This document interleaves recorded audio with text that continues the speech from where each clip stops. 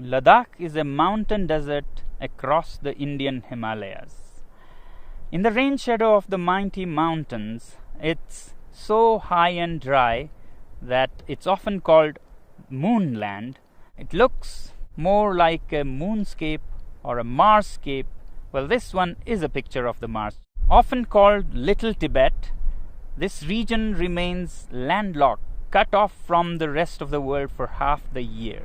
Temperatures range from -30 to +30. Hi, I'm Sonam Wangchuk, a simple indigenous tribal from this remote Ladakh. I was born in an even remoter tiny village of 5 households. But that was a long time ago. Today, my village has grown 100% to become a village of 10 households.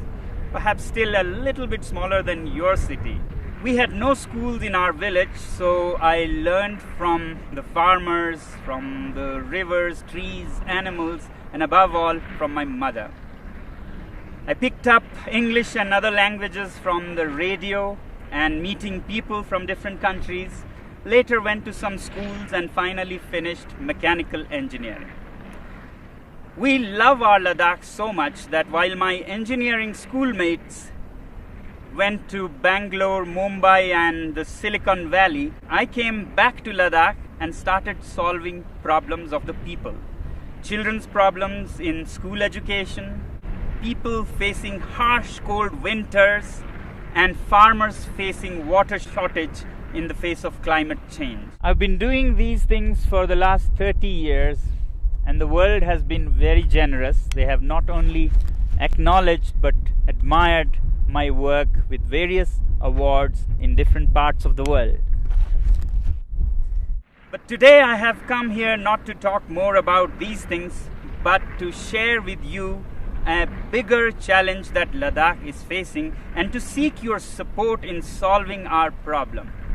Yes, you can solve our problem, and not only that, you have the power to even avert a world war.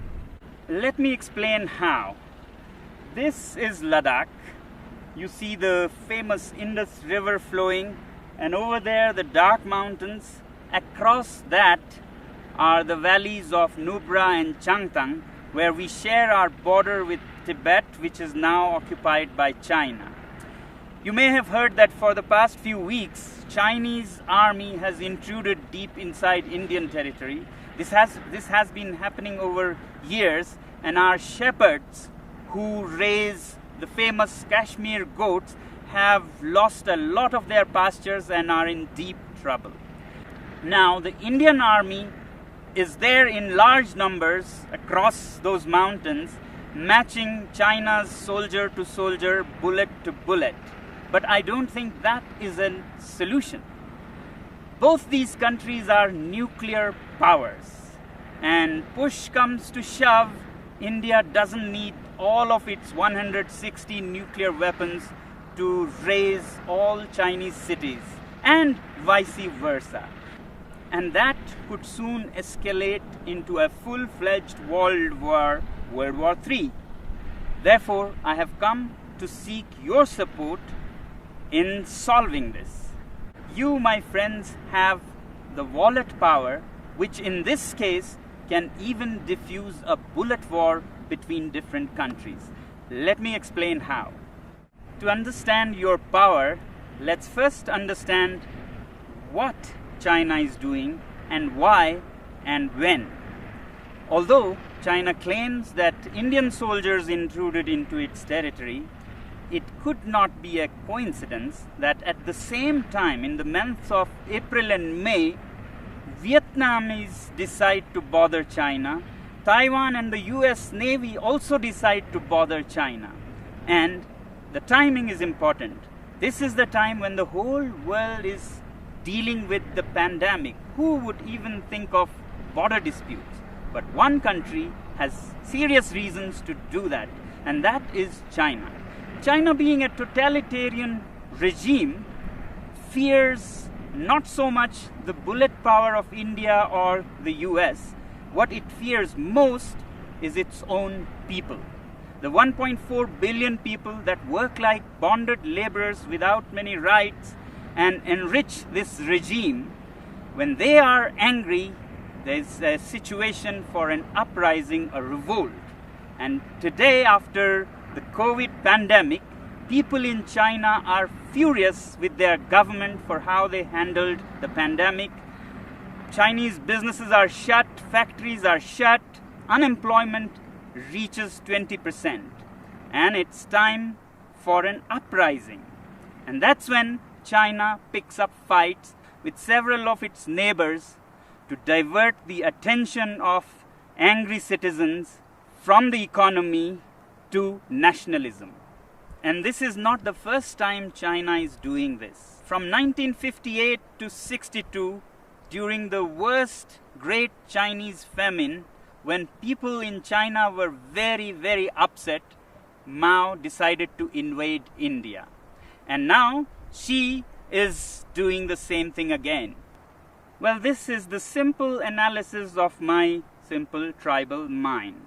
If this be the case, then we, the citizens of the world, should use our wallet judiciously and hit China where it hurts most, the economy.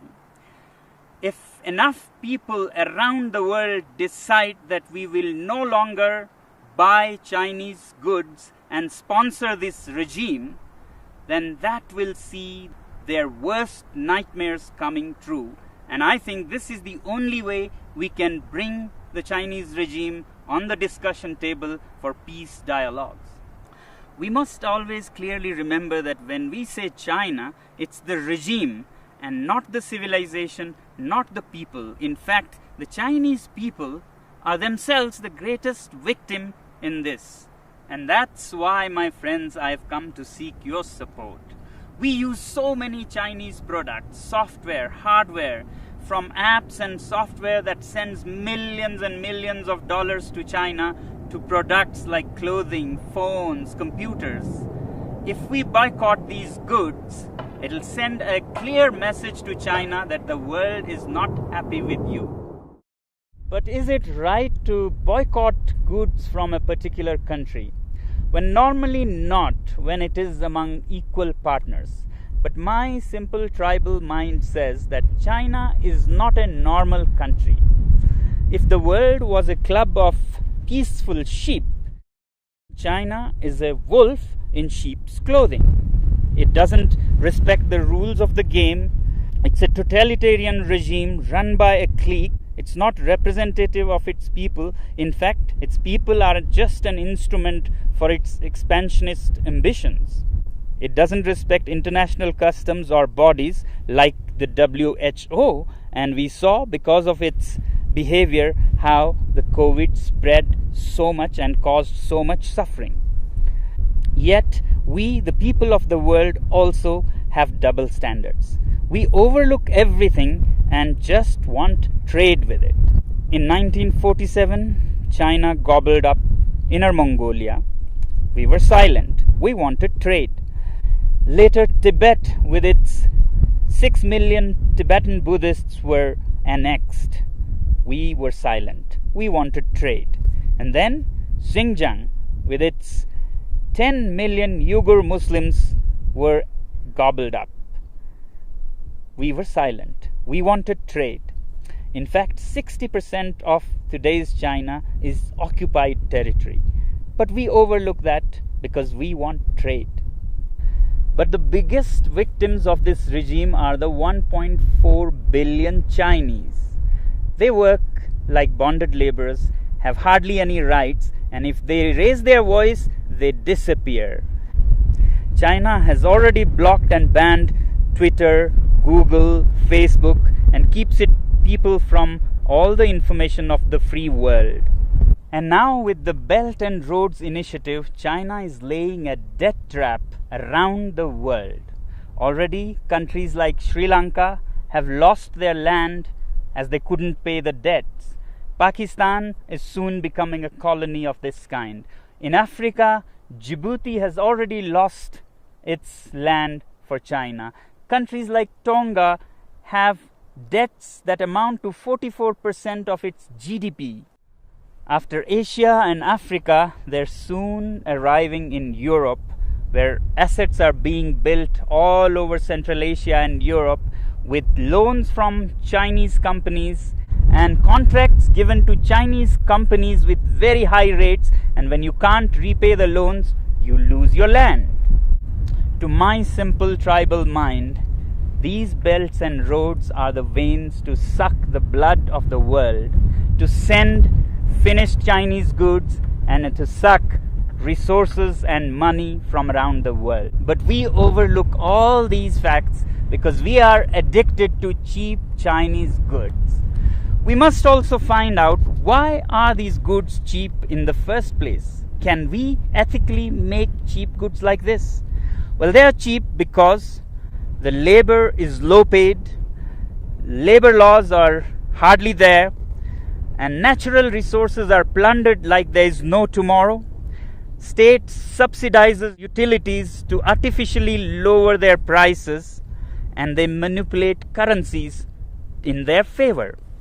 So it's time that we, citizens of the world, take our wallets into our hands and say we have personal economic sanctions on this regime. And yet in the free world, we have the double standards to say that if our own country has environmental and human rights restrictions, we move our factories to China. Well, aren't Chinese people human beings with human rights? Isn't nature in China a part of this planet? Now, some people would ask, is it practical? How can we manage without Chinese goods? And what are the alternatives? Well, if we are determined and give enough time to businesses and industry, things will adapt themselves. So that's why I say boycott made in China, software in a week, hardware in a year. So your software apps like TikTok, Hello that you have on your mobile phones, you can immediately uninstall and uninstall in millions so that China gets a message.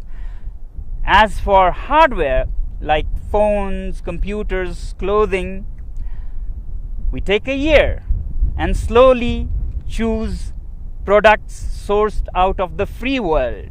And my simple tribal analysis says that if you give time and clear determination, then businesses will adapt. A new ecosystem will develop where there'll be enough goods to cater to people who don't want to buy Chinese goods. Just like vegan people or Jain community, they don't eat certain things, they don't go hungry. Businesses adapt and they get what they want with time. As for replacements and alternatives to Chinese goods, I really don't think that we need an alternative for everything. We have been buried under cheap Chinese goods. We have made our houses into museums cluttered with cheap things that we don't even need. Why do we need 10 pairs of shoes? Why can't we do with 3 pairs of shoes made very nicely by local craftsmen? Why do we let these goods pollute our rivers, lakes? Can we learn to live simpler? These lockdowns have actually taught us that we can be happy with much less. So can we also think out of this box and talk about a simpler life with local products? If you want to learn more about how to live happily with simpler lives, please look up our movement, ilivesimply.org. You may not agree with me, but if we keep appeasing China because of our addiction to trade with it and overlook everything else, my simple tribal mind says that we might even be repeating history. How in the late 1930s, the British government led by Chamberlain kept appeasing Hitler and giving in to its demands finally led to the Second World War. If we continue on the same path, we might either be leading the world to a third world war or a world dominated and colonized by China. Let me help you understand further what our addiction to trade with China can land us into.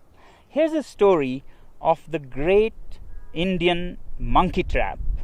Man puts a sweet bait into the pitcher and then ties this pitcher to a tree with a very small opening. And the monkey comes, puts its hand into the pitcher, grabs the sweet. As it closes its fist to grab this bait, the opening is so small that a closed fist cannot come out of its mouth. But the monkey does not understand that all it has to do is let go of its little booty to free itself from slavery. It struggles and struggles to get its hand out, but doesn't open its fist and let go of the bait. Continues for all night, and in the morning the shrewd hunters come and catch it, all because of its attachment to its booty.